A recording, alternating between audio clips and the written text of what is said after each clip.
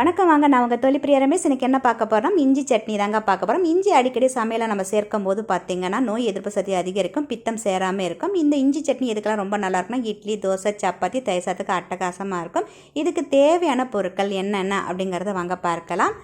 கடலைப்பருப்பு 2 ஸ்பூன், உளுத்தம் பருப்பு 2 ஸ்பூன், கடுகு 1/4 டீஸ்பூன், வெந்தயம் 1/4 டீஸ்பூன், எலுமிச்சப்பழ அளவுக்கு புளி 1/4 கப்பு சுடு தண்ணியில் ஊற வச்சிடணும். வெல்லம் 1 ஸ்பூன்,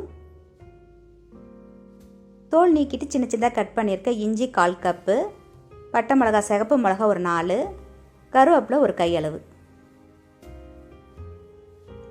உப்பு தேவைக்கேற்ப,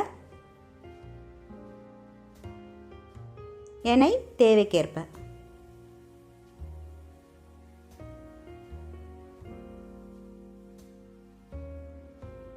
தேவையான அளவுக்கு எண்ணெய் ஊற்றிக்கிறேன். கடலைப்பருப்பு சேர்க்கணும், உளுத்தம் பருப்பு, கடுகு, வெந்தயம் இதெல்லாம் சேர்த்து இந்தமாரி வறுத்துக்கணும்.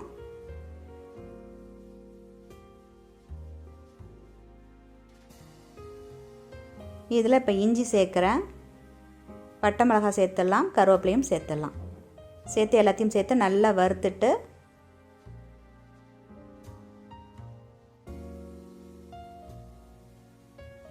பெருங்காயம் 1 டீஸ்பூன் சேர்க்குறேன். எல்லாத்தையும் சேர்த்து நல்லா வறுத்துட்டு ஆற வச்சுட்டு அதுக்கப்புறம் ஜாரில் இதை சேர்த்துக்கணும் அரைக்கிறதுக்கு.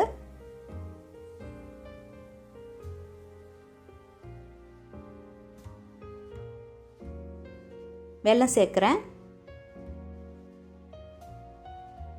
புளி தண்ணி அதோடு சேர்த்து அந்த பல்பா, திக் பல்பா அந்த சாரோடு சேர்த்து அப்படியே அரைக்க வேண்டியதுதான்.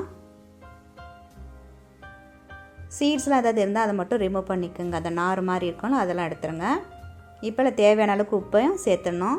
இப்போ அதை நல்லா மைய அரைச்சிடணும் சட்னி தேவைக்கு. இப்போ அதுக்குள்ளே நான் கடுகு எண்ணெயில் ஊற்றி கடுகு 1 டீஸ்பூன் போட்டு வெடிக்க வச்சு எடுத்துகிட்டு வந்திருக்கேன். இப்போ இதை அதில் சேர்த்துக்கணும். இப்போ இது ரெடி ஆகிடுச்சு. செஞ்சு பார்த்துட்டு உங்களோட கருத்துக்களை பதிவு பண்ணுங்கள். சேனலை சப்ஸ்கிரைப் பண்ணாங்க சப்ஸ்கிரைப் பண்ணி வச்சுங்க. பக்கத்தில் பெல் ஐக்கானே ப்ரெஸ் பண்ணுங்கள். உங்கள் ஃப்ரெண்ட்ஸ் ரிலேட்டிவ்ஸ் ஷேர் பண்ணுங்கள். நன்றி, மீண்டும் சந்திப்போம்.